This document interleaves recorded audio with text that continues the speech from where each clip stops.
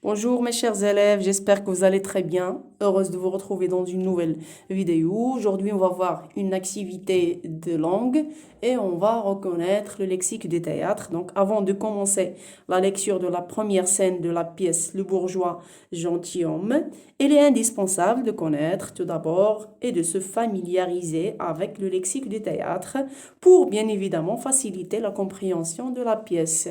Alors, prenez s'il vous plaît la page 141 de votre manuel et suivez avec moi. Alors, la première chose qu'on doit savoir, c'est les divisions de la pièce de théâtre.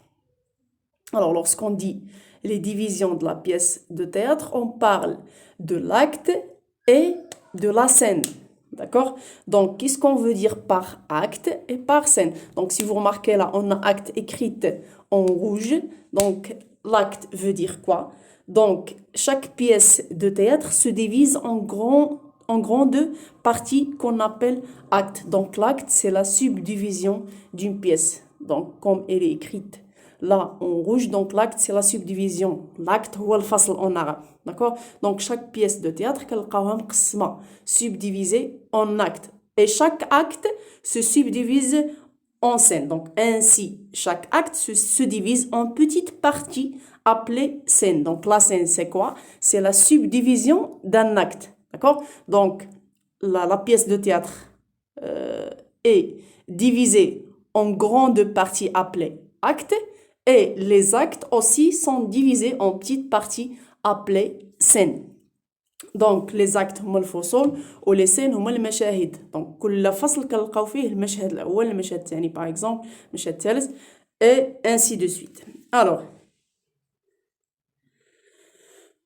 lorsqu'on dit scène, donc la scène correspond à deux sens. Donc فاش كنهضروا على la scène, on parle de deux sens. D'accord? Donc le premier sens, c'est le lieu. Donc la scène, كتقدر تعني لنا le lieu, le مكان où les acteurs jouent. D'accord? Donc الخشبة ديال المسرح. D'accord? Le deuxième sens, c'est la subdivision d'un acte. يعني الجزء من l'acte.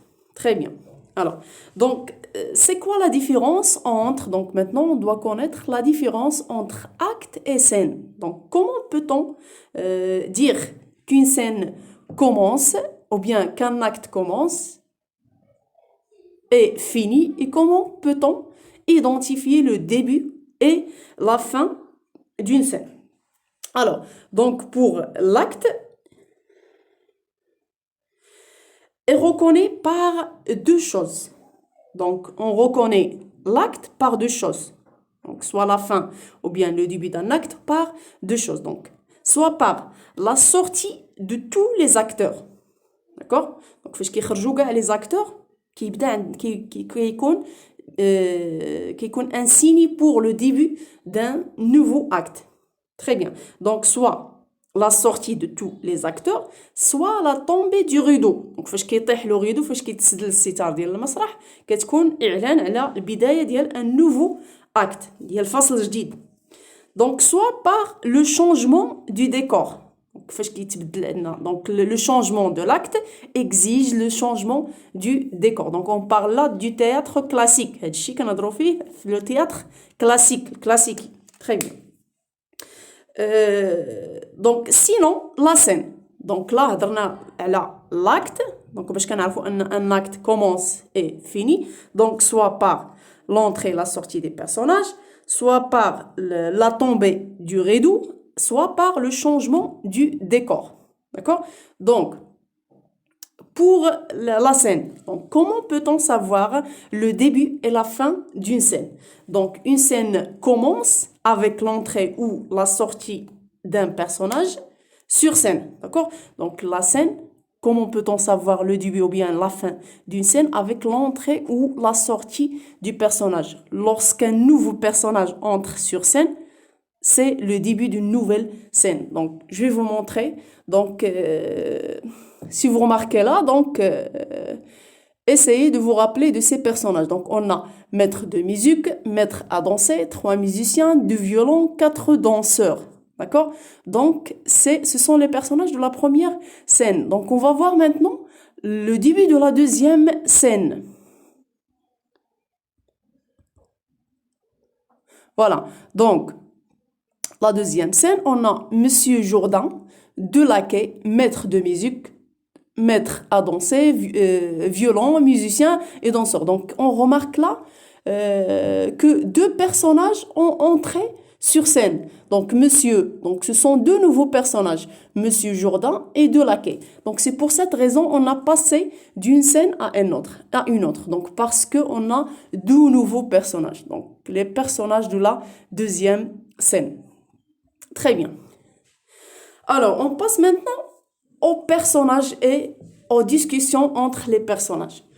Alors, comment appelle-t-on la discussion entre les personnages? Donc, maître de musique parlant à ses musiciens, venez entrer dans cette salle et vous reposez là en attendant qu'il vienne. Maître à danser parlant aux danseurs. Et vous aussi de ce côté. Donc, comment appelle-t-on ça? Donc, on l'appelle, c'est un terme qu'on connaît depuis longtemps, donc le dialogue. D'accord? Donc, le dialogue, c'est quoi? C'est l'échange de paroles entre les personnages. Donc, c'est la conversation entre les personnages d'une scène. Très bien. Donc, alors, si vous remarquez là, donc, venez, entrez dans cette salle et vous reposez là en attendant qu'il vienne. Donc là, ce sont les paroles du maître de musique. Donc, les paroles d'un acteur ou bien d'un personnage de théâtre, on les appelle une réplique. Donc, la réplique, c'est quoi? Ce sont les paroles du personnage. Donc, je l'ai écrit ici. Donc, la réplique, c'est les paroles des personnages. Très bien. Donc, voilà. Donc, si vous remarquez encore, parlons à ces musiciens. Donc, dans cette réplique, donc avant le début de la réplique, on a parlons à ces musiciens. Donc, la deuxième réplique, mettre à danser, parlons aux danseurs. Donc, si vous remarquez, donc cette phrase, elle est écrite comment? Donc, elle est écrite en italique. Donc, ما غاديش مقاده بحال l'autre écriture. غاديه وكتعواج. Donc, en italique. كنقولوا عندنا écriture en italique ou elle est encore de petite taille. Donc, si on compare cette écriture avec l'autre écriture, elle est de petite taille. Donc, la taille ديالها ماشي بحال la taille ديال l'autre écriture. Par exemple, comme on a écrit les personnages mettre à danser, elle n'est pas écrite comme parlons aux danseurs. Donc, on appelle ça une didascalie. D'accord? Les didascalies sont quoi? Donc, شنو كنقصدو بلا didascalie ou bien les didascalies, ce sont des indications scéniques. D'accord? Qu'est-ce qu'on veut dire par des indications scéniques? Ça veut dire ce sont les indicateurs qui nous indiquent sur le lieu de l'action. Donc, هما اللي كيقولوا لنا le lieu, par exemple, فين كاينين les personnages, par exemple, dans un jardin ou bien dans une chambre à coucher ou bien dans une cuisine. Donc, كيحددوا لنا soit le lieu, soit le ton de la voix du personnage, par exemple quelqu'un qui est en colère, quelqu'un qui est heureux, donc le ton, كيفاش كيهضر. Quoi d'autre? Donc, il nous donne des indications, par exemple, sur le décor. Donc, les didascalies qui attendent des indications sur le décor. Donc, le décor, شنو كنقصدو بيه? Donc, n'importe quelle chose mise en scène. Donc, أي حاجة تحطات sur scène كتسمى décor. Par exemple, porte, table, donc ce sont des décors. Donc, le décor, باش كنعرفوه بلا didascalie. Quoi d'autre? Donc, l'aspect vestimentaire des personnages. Donc, les didascalies nous donnent des informations sur l'aspect vestimentaire, par exemple, des personnages, les gestes, les mimiques. Donc, toutes les indications qu'on ne peut pas lire à travers les paroles des personnages. Donc, إلا كنتي كتفرج في une pièce de théâtre راه كيبان لك par exemple البيرسوناج كيفاش كيهضر كيبان لك شنو لابس كيبان لك مي إلا كنتي كتقرا une pièce de théâtre les didascalies sont fort indispensables حيت هما اللي كيبينوا لينا par exemple الوضعيه ديال les personnages la façon de parler l'aspect vestimentaire le lieu par exemple le décor et etc. Très bien. Alors on passe maintenant à la réplique suivante. Donc, si vous remarquez là, est-ce fait? La réponse, oui. Donc, ce sont des répliques trop courtes. قصار. Donc, des répliques liées au marsal. Donc, on appelle ça une répartie. Donc, la répartie, c'est quoi? C'est une réplique courte. Par contre, lorsqu'on a une réplique longue, par exemple là, mettre à danser. Pour moi, je veux l'avouer, je me repais, un peu de gloire, les applaudissements me touchent et je tiens que... Donc, c'est une longue réplique. Donc, si vous remarquez là, on a donc combien de lignes? 1, 2, 3, 4, 5, 6, 7, 8, 9, 10, 11, 12, 13, 14, 15.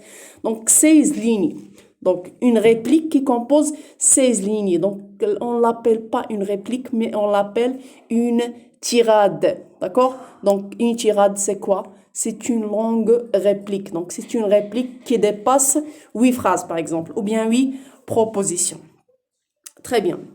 Donc, je crois que c'est tout ce qu'on a dans cette partie. Donc, on va voir d'autres termes, d'accord, appartenant au lexique des théâtres et je vais les expliquer par la suite.